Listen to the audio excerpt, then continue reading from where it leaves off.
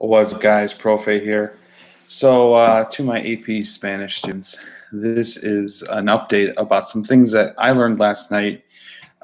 Just so you know, the information is not yet available on the AP website, but it will be today. Some more information about it. But they had a online webinar. I didn't go to it because I didn't want to listen to some guy drone on about a bunch of other tests I don't care about. But either way, so basically, the AP test, if you're planning on taking it, if you paid to take the AP test in the fall, and I know that's not going to be everybody in this class, and again, I said that before, that is totally fine. But here's what I know so far. And again, more information will be posted later today. But basically, the exam is way different than we had originally planned for. They are only going to have 2 sections of the test, and it will be done online somehow. I'm not entirely sure. But the 2 sections that they're going to have, and I know you're not going to be very happy about this, are the simulated conversation, everyone's favorite, and the cultural comparison. So there is no writing section. I assumed, just hoping, there would be at least maybe the email or something along those lines, but no. It's just simply the cultural comparison and the conversation. Those traditions have been, for my students and for students, many students around the country, the 2 lower scoring sections on them, because one, doing a simulated conversation, as I said in class, is a little stupid. I didn't say it out loud, did I?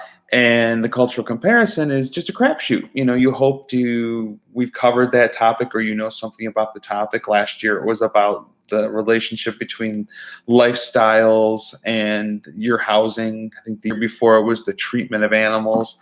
We've talked about, like the running of the bulls and whatnot. So obviously you can talk about treatment of animals, but how many times have we talked about housing in there? Almost never. It just doesn't come up. So, really both of those sections are challenging for the students.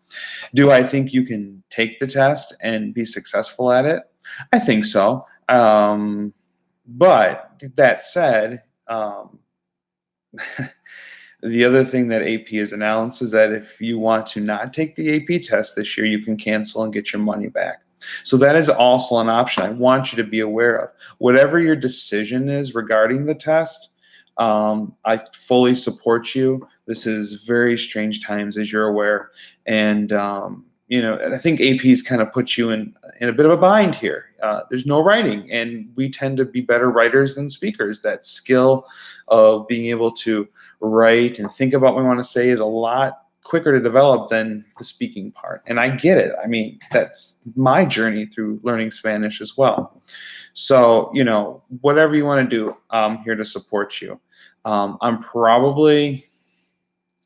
might be asking you whether or not, forget that part. But I'm going to proceed with our online learning stuff. We'll have a chance to practice those skills here and there, but I still want to focus more on getting you a good comprehensible input and improving your overall skills. If you decide that you don't want to take the test because of the changes to it, or just because you also want to, do the Apple test or whatever, I want to support everybody's learning. Also, the day of the test might be tricky for you. They have moved it to May 22nd. And I think it's in the early afternoon. I totally forgot to look right before I got on, but I know it's May 22nd.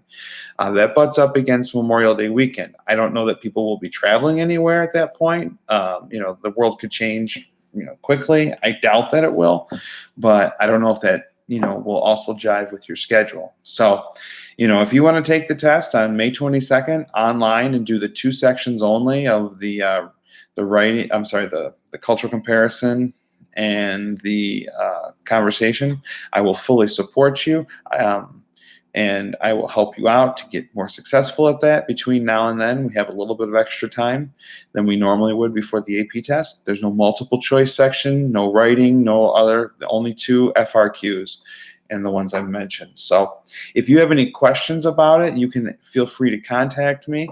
Also, they're going to be later today posting that information. And I think if you just Google AP Spanish COVID-19, one of the first results is a link to the page. And if you scroll down, you'll be able to find information about the exam schedule for all your other AP exams, as well as the AP Spanish and what sections will be covered.